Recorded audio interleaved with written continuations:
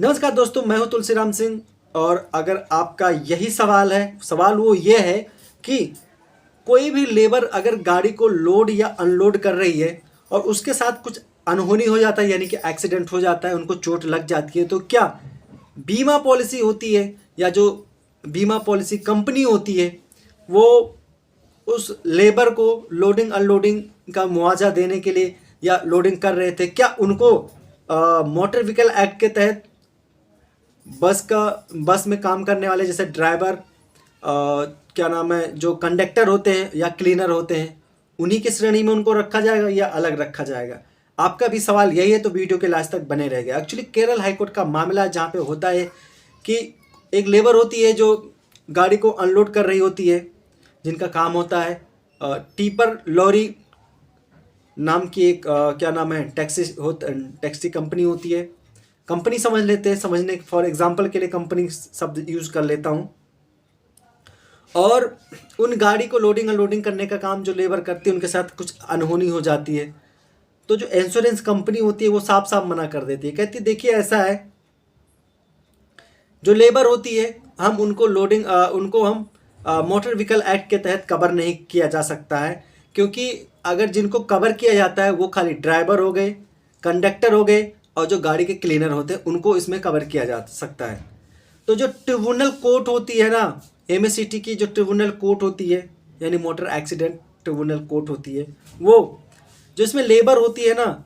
उसको मुआवजा देने की बात कही जाती है, लेकिन जो इंश्योरेंस कंपनी है वो साफ साफ मना कर देती है।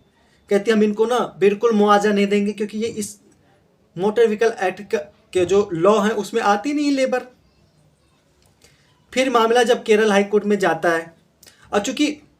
लेके कौन जाता है, जो फाइनेंस कंपनी होती है वो लेके जाती है कि ट्रिब्यूनल कोर्ट ने गलत फैसला सुनाया है, इस पर दोबारा विचार किया जाए। तो केरल हाई कोर्ट के द्वारा जब इस केस को सभी दलीलों को सुना जाता है, उसके बाद माननीय हाई कोर्ट द्वारा कहा जाता है कि देखिए ऐसा है, बिना लोडिंग अनलोडिंग के अगर कोई ट्रांसपोर्ट गाड़ी है तो एक स्थान से दूसरे स्थान पर नहीं जा सकती है।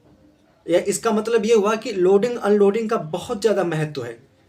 तो लेबर को हम इसके क्या नाम है, मोटर व्हीकल एक्ट की जो धाराएं हैं, जो कानून है, उससे अलग नहीं मान सकते हैं, क्योंकि अगर वो गाड़ी लोड नहीं करेंगे, खासकर जो ट्रांसपोर्ट की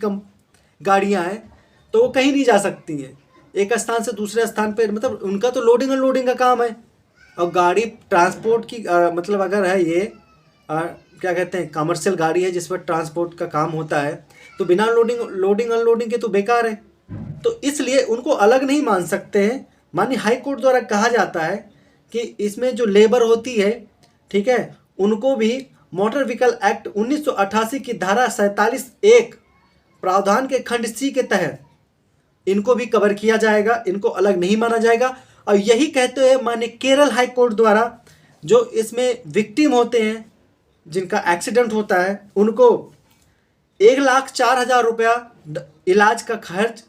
और 2,55,962 रुपये मुआवजा देने की बात कही जाती है माननीय केरल हाई कोर्ट द्वारा। जो लेबर होती है जो लोडिंग अनलोडिंग का काम करते हैं, उनको मोटर व्हीकल एक्ट के तहत कवर किया जाएगा, ना कि उनको ऐसा नहीं है कि उनको कवर नहीं किया जाएगा, क्योंकि खासतौर पर जो कमर्शियल गाड़ी हैं उनको बिना लोडिंग अनलोडिंग के एक स्थान से दूसरे स्थान पर जाने का कोई उद्देश्य ही नहीं है और ना ही लेके जाया जा सकता है। यही कहते हुए